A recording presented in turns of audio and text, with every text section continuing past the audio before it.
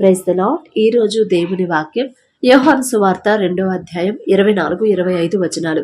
అయితే యేసు అందరినీ ఎరిగినవాడు గనుక ఆయన తన్ను వారి వశము చేసుకొనలేదు. ఆయన మనుష్యుని ఆంతర్యమును ఎరిగినవాడు గనుక ఎవ్వడును మనుష్యుని గూర్చి ఆయనకు సాక్ష్యమియ్యనక్కరలేదు. మనం ప్రతిరోజు ప్రార్థన చేసుకుంటున్నాం కదా, ప్రతిరోజు ప్రార్థన చేస్తున్నాం.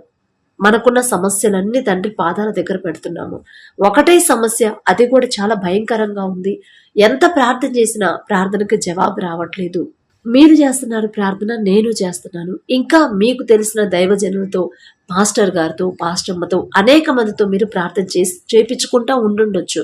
సంఘానికి చెప్పుండొచ్చు, సంఘం కూడా అందరు కలిసి ప్రార్థన చేస్తూ ఉండుండొచ్చు. అయినా సరే మన సమస్యకి పరిష్కారం రావట్లేదు, ప్రార్థనకి జవాబు రావట్లేదు. ఎందుకు అంటే మనకై అర్థం కావట్లేదు. ఇంకేం చేయాలి, ఇంకా నేనేం చేయాలి అని ఇంకా ఇంత ప్రార్థన చేసినా కూడా సమస్యకి పరిష్కారం, ప్రార్థనకి జవాబు రాకపోతే ఇక నేనేం చేయాలి అని మీలో చాలా మంది అనుకుంటా ఉండుంటారు కదా. అయితే ఇక్కడ తండ్రి మీకు వచ్చిన ఆ ప్రశ్నకి జవాబు ఈ వాక్యంలో తండ్రి చెప్తున్నాడు. ఆయన మనుష్యుని ఆంతర్యమును ఎరిగినవాడు గనుక, తండ్రి ఆయనకి మనుషుని ఆంతర్యం అంటే హృదయం, మన హృదయంలో ఏముందో అది పూర్తిగా తండ్రికి తెలుసంట. మీరెవరో నాకు తెలియదు, నేనెవరో మీకు తెలియదు, మీరు మీ ఇంట్లో ఎలా ఉంటారో నాకు తెలియదు, తోటి వారితో, ఇరుగు పొరుగు వాళ్ళతో, మీ చుట్టాలతో, మీ బంధువులతో, స్నేహితులతో, మీరు పనిచేసే దగ్గర మీరు ఎలా ఉంటారు, ఎలా మాట్లాడతారు, ఎలా ప్రవర్తిస్తారు, ఎలాంటి ఆలోచనలు మీ మైండ్లో ఉన్నాయి అనేది నాకు తెలియదు.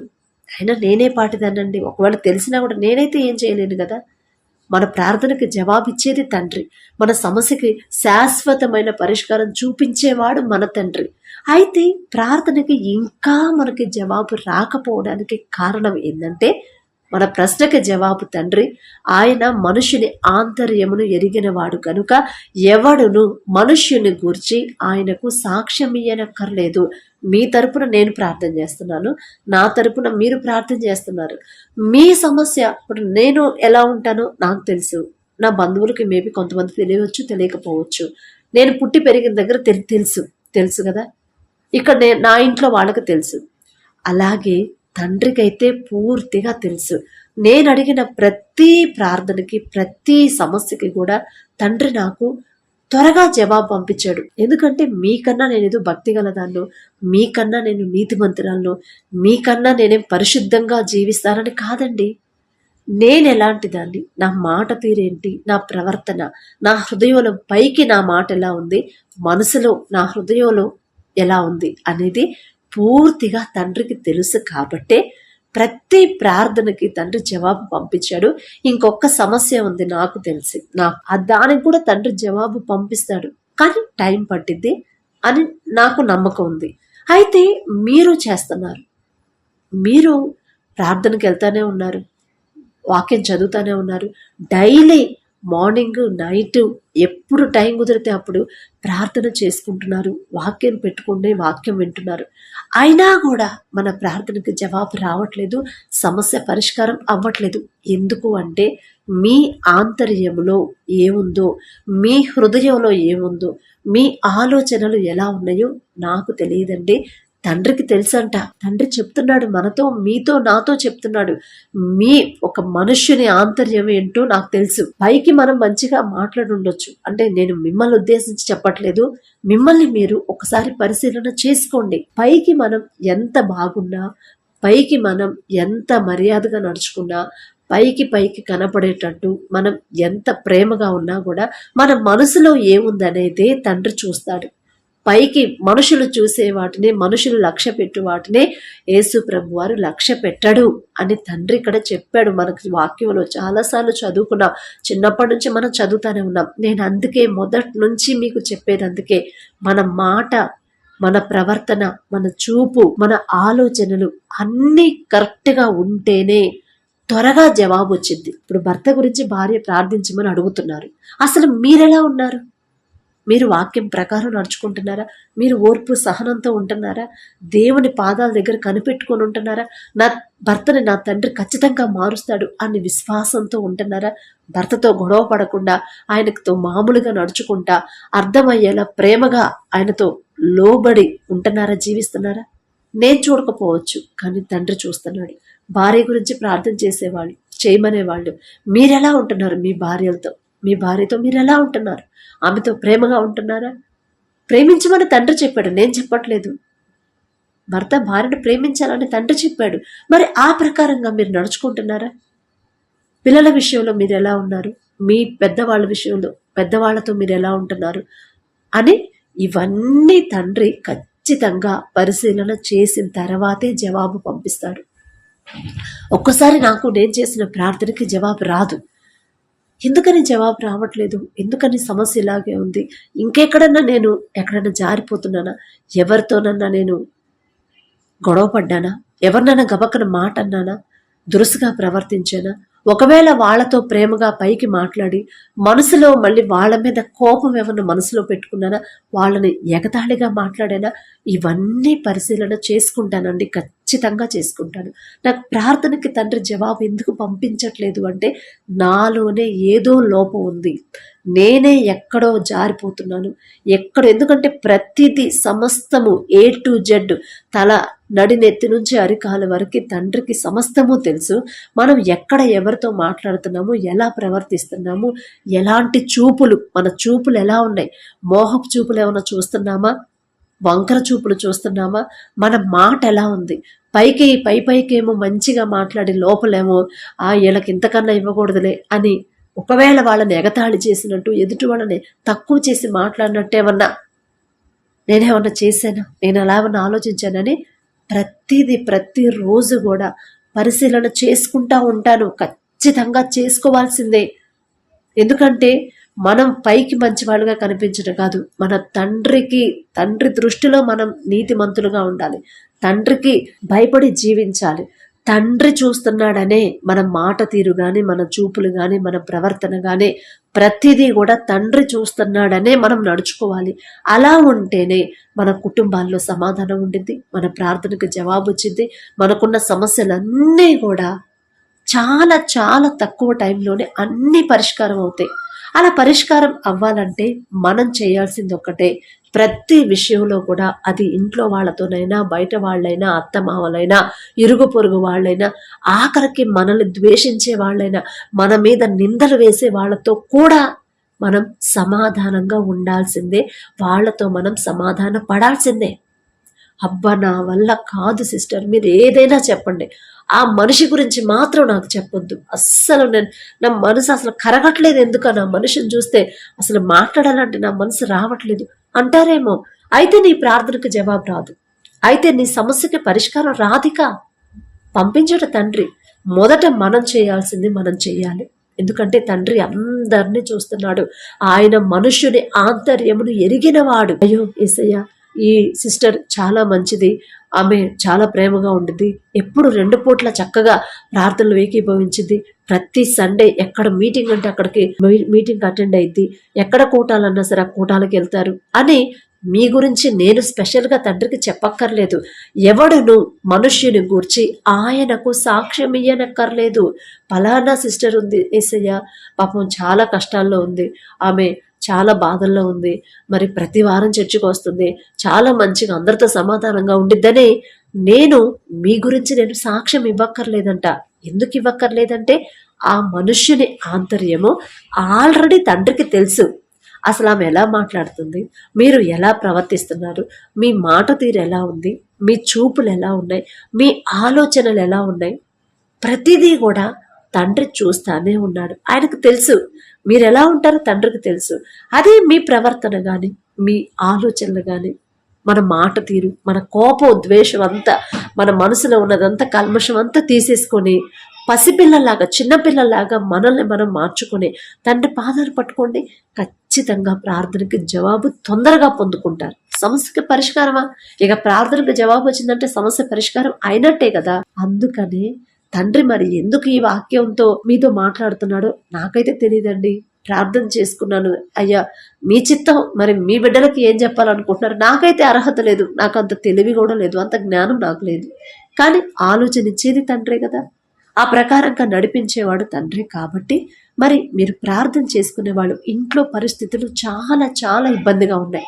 అసలు పరిస్థితులు ఇక అవి సర్దుమణుగుతాయా లేవా, పరిస్థితులు మారతాయా లేవా, ఇక ఏదైనా సహాయం నాకు వచ్చిద్దా రాదా, నా కుటుంబ పరిస్థితి ఎప్పుడు ఇలాగే ఉండిద్దా అని మీరు ఎంత ప్రార్థన చేసినా, ఎంత ఉపవాసం ఉన్నా, ఎన్ని చర్చెస్కి వెళ్ళినా, ఎంతమందితో మీరు ప్రేయర్ చేయించుకున్నా కూడా ప్రార్థనకి జవాబు రాదు. ఎందుకంటే మనుషుని ఆంతర్యమును, మీ మనసులో ఏముందో తండ్రికి తెలుసు. చాలా మంది నేను చూశానండి. ఎందుకంటే ఇంటి దగ్గర వాళ్ళని చూస్తాను కదా, చక్కగా ఆదివారం చర్చికి వెళ్తారు, ఎక్కడ మీటింగ్ అయితే అక్కడికి అటెండ్ అవుతారు, ఉపవాస ప్రార్థనలు అయితే ఉపవాసం ఉంటారు, 40 రోజులు ఉపవాస ప్రార్థనలు అయితే 40 రోజులు ఉపవాసం ఉంటారు. So every Friday fasting prayer ఉండిద్ది, ఇంకా ఆల్ నైట్ ప్రేయర్లని జరుగుతాయి, వాటికి అటెండ్ అవుతారు. ఎక్కడైనా ఇంటిలో కూడికలు ఉంటాయి కదా, గృహంలో స్తుతి కూడికలు, ఆరాధన కూడికలు, కృతజ్ఞత కూడికలు ఉంటాయి కదా ఎవరింట్లోనన్నా, అట్లా ఆ కూటాలకి అటెండ్ అవుతారు, ప్రతి మీటింగ్కి అటెండ్ అవుతారు. కానీ ఇంటికి వచ్చేసరికి కనీసం అత్తతో సమాధానంగా ఉండలేరు, మామతో సమాధానంగా ఉండరు, పిల్లలతో గొడవ. అసలు అత్తమామలకి ఇంట్లో వాళ్ళతోనే మనం సమాధానంగా లేకుండా ఎన్ని ఉపవాసాలున్నా, ఎంత ప్రార్థన చేసినా ఉపయోగం ఉండిద్దంటారా? తండ్రి అది యాక్సెప్ట్ చేస్తారంటారా? మీరు ఒకసారి ఆలోచించండి. మనం చర్చికి వెళ్తున్నాము, ఎక్కడ మీటింగ్స్ అంటే అక్కడికి అటెండ్ అవుతున్నాము, ఉపవాస ప్రార్థనలు 40 రోజులు ఉపవాసం ఉంటున్నాం, 50 రోజులు ఉపవాసం ఉంటున్నాం, ఇంకా ప్రతి వారం ఉపవాసం ఉంటున్నాం. కానీ అసలు మనం ఎలా ఉండాలని తండ్రి కోరుకుంటున్నాడో అలా మన జీవితాలు మార్చుకోకుండా భక్తిపరంగా మనం పర్ఫెక్ట్గా ఉంటే సరిపోతుందా? సరిపోదు అని ఇక్కడ తండ్రి చెప్తున్నాడు. నాకు మీరు సాక్ష్యం ఇవ్వక్కర్లేదు, నాకు తెలుసు ఎవరు ఎలాంటోళ్ళో నాకు తెలుసు, ఎవరు ఎలా మాట్లాడతారో నాకు తెలుసు, ఎవరు ఎలా ప్రవర్తిస్తున్నారో నాకు తెలుసు, ఎవరి ఆలోచనలు ఎలా ఉన్నాయో నాకు తెలుసమ్మా అని తండ్రి చెప్తున్నాడు ఇక్కడ. మీరు ఒకసారి పరిశీలన చేసుకోండి. మీ ఇంట్లోనే భర్తతో నువ్వెలా ఉంటున్నావు, భార్యతో మీరు ఎలా ఉంటున్నారు, పిల్లలతో మీరు ఎలా ఉంటున్నారు, మీ కన్నా పెద్దవాళ్ళతో మీరు ఎలా ఉంటున్నారు, మీరు పనిచేసే దగ్గర ఒకళ్ళు ఎక్కువ ఒకళ్ళని తక్కువ చూస్తున్నారా, మీ బంధువులతో ఎప్పుడో ఏదో గొడవలు అయ్యి ఉండొచ్చు, ఆ గొడవలు, ఆ కోపం అనేది ఇప్పటికి కూడా మీ మనసులో పెట్టుకొని వాళ్ళని ఇంకా ద్వేషిస్తానే ఉన్నారా? అవన్నీ పరిశీలన చేసుకుంటేనే, వాటన్నిటిలో మనం సక్సెస్ అయితేనే మన ప్రార్థనకి జవాబు వచ్చింది. ఎందుకంటే ప్రతి ప్రార్థనకి నాకు జవాబు వచ్చిందని ఇంత ధైర్యంగా ఎలా చెప్పగలుగుతున్నానంటే, నా మీద నిందలు వేసే వాళ్ళ గురించి కూడా కన్నీటితో క్షమించండి అయ్యా అని తండ్రి నేర్పించాడు. మళ్ళీ నా సొంత ప్రార్థన కాదది. తండ్రి అంత గొప్ప తండ్రి సిలువలో ఆయనను హింసించే వారి గురించి, అవమానకరంగా మాట్లాడే వాళ్ళ గురించి వాళ్ళ తరపున తండ్రి క్షమాపణ అడిగాడు. ఎందుకంటే వాళ్ళు ఏం చేస్తున్నారో వాళ్ళకి తెలియదయ్యా, వాళ్ళకు వాస్తవం ఏంటో వాళ్ళకి తెలియదు, దయచేసి క్షమించనని తండ్రికి మొరపెట్టాడు. మరి అదే ప్రార్థన మనం చేయాలి కదా. మనల్ని హింసించే వాళ్ళ గురించి మనం చేయాలి, మనల్ని బాధ పెట్టే వాళ్ళ కోసం మనం చేయాలి, మన మీద అవమానకరంగా నిందలు వేసే వాళ్ళ గురించి మనం ప్రార్థన చేయమనే ఆ వాక్యం ద్వారా నేర్పించాడు తండ్రి. అదే ప్రార్థన చేశాను. నా మీద నిందలేశారు, నేను ఏ తప్పు చేయలేదు, తప్పు చేయకపోయినా చేశానని నలుగురిలో అందరిలో అవమానకరంగా అందరిలో స్ప్రెడ్ చేశారు. అదే మాట తండ్రి పాదాల దగ్గర పెట్టాను. అయ్యా, నిజంగా నేను తప్పు చేస్తుంటే శిక్ష నాకేయండి, నా తప్పు లేకపోతే, నా తప్పు లేదు అని వాళ్ళకి తెలిసేనా మీరు చెయ్యండి అని ఒకటే ఇదే ప్రార్థన చేశాను. కన్నీటితో 3 గంటలకు లేచి 3 రోజుల్లోనే నాకు జవాబు వచ్చింది. ఆ సమస్యకి శాశ్వతమైన పరిష్కారం. ఎవరైతే నా మీద తప్పుగా మాట్లాడారో, నా గురించి, నేనేదో గొప్పదాన్నో, నేనేదో నీతిమంతురాలోని కాదండి, నేను ఎలాంటిదాన్నో నా తండ్రికి తెలుసు కాబట్టే అంత ధైర్యంగా మాట్లాడుతున్నాను. దారి తప్పిపోతాం, మళ్ళీ తప్పు తెలుసుకొని సరైన దారిలో తండ్రి నడిపిస్తూ ఉంటాడు, చురకలేస్తూ ఉంటాడు అప్పుడప్పుడు. అందుకే తండ్రికి ఎక్కువ దేవునికి దగ్గర అవ్వాలి. అందుకే మనం దారి తప్పిపోతుంటే సరిచేస్తూ ఉంటాడు. మనల్ని ఎవరన్నా ఏదన్నా అంటే మన పక్షాన తండ్రి యుద్ధం చేస్తాడు. నిందలు వేసే వాళ్ళ గురించి ప్రార్థన చేశాను. అయ్యా, వాళ్ళు ఏం మాట్లాడుతున్నారు వాళ్ళకి తెలియదు, క్షమించు, వాళ్ళను క్షమించండి, వాళ్ళని మాత్రం శిక్షించొద్దు, వాళ్ళను క్షమించి తప్పు లేదు అని తెలుసుకునే తెలివి, జ్ఞానం, వాళ్ళ మనోనేత్రాలు తెరవండి, అంతకన్నా ఏమొద్దు అని అదే ప్రార్థన, క్షమాపణ ప్రార్థన అడిగాం. 3 రోజులు నాకు జవాబు వచ్చింది. శాశ్వతమైన పరిష్కారం తండ్రి చూపించాడు నా సమస్యకి. అందుకే మీరు ప్రార్థన చేస్తున్నారు. కొన్ని సంవత్సరాల నుంచి, కొన్ని నెలల నుంచి ప్రార్థన చేస్తున్నారు, సమస్య పోవట్లేదు. మీ మాట తీరు ఎలా ఉంది, మీ చూపులు ఎలా ఉన్నాయి, మీ ప్రవర్తన ఎలా ఉంది, మీ బిహేవియర్ అంటే మీరు ఇరుగు పొరుగు వాళ్ళతో ఎలా ఉంటున్నారు, వాళ్ళతో నాకేం పనిలే, నాకు అన్ని సమస్య, నాకు సమస్తము నాకు బానే ఉంది, ఇక ఒకరితో నాకేం పని అనుకుంటున్నారా? జాగ్రత్త. తండ్రి మరలా మీకు ఎప్పుడన్నా సమస్య వచ్చినప్పుడు పట్టించుకోడు. ఇక మీ ప్రార్థనకి చెవి ఒగ్గడు. ఫస్ట్ ప్రార్థనలో సమస్య పెట్టే ముందు మనం ఎక్కడన్నా జారిపోయామా అది పరిశీలన చేసుకోవాలి. నేను ఎవరితోనన్నా గొడవ పడ్డానా, గబక్కన ఎవరినన్నా ఇబ్బంది పెట్టానా, నా వల్ల ఎవరన్నా దుఃఖపడుతున్నారా, ఎవరినన్నా నేను దూరం పెడుతున్నానా, క్షమించలేకపోతున్నాను, ఎదుటి వాళ్ళని క్షమించలేనంత కోపం నాలో ఉందా, నా బిడ్డలతో నేను ఎలా ఉంటాను, నా భర్త తాగి రావచ్చు, అయినా సరే ఆయనకు చేయాల్సిన మర్యాదలు నేను చెయ్యాలి కదా. భర్తకు లోబడమని చెప్పాడు, ఆయన ఎలాగైనా ఉండని, నేను కరెక్ట్గా ఉండాలి. నా తండ్రి మాట చొప్పున నా భర్తతో నేను గొడవ పడుతున్నాను, నేను సరిగ్గా ఉంటే నా తండ్రి నన్ను చూస్తున్నాడు, నేను ఎలా ప్రవర్తిస్తున్నాను, నా మాట ఎలా ఉంది, నా ఆలోచన, హృదయం ఎలా ఉందో నా తండ్రికి తెలుసు. నేను కరెక్ట్గా ఉంటే ఖచ్చితంగా నా తండ్రి నన్ను బట్టి నా భర్తను మారుస్తాడు కదా, నా బిడ్డలను సరైన దారిలో నడిపిస్తాడుగా.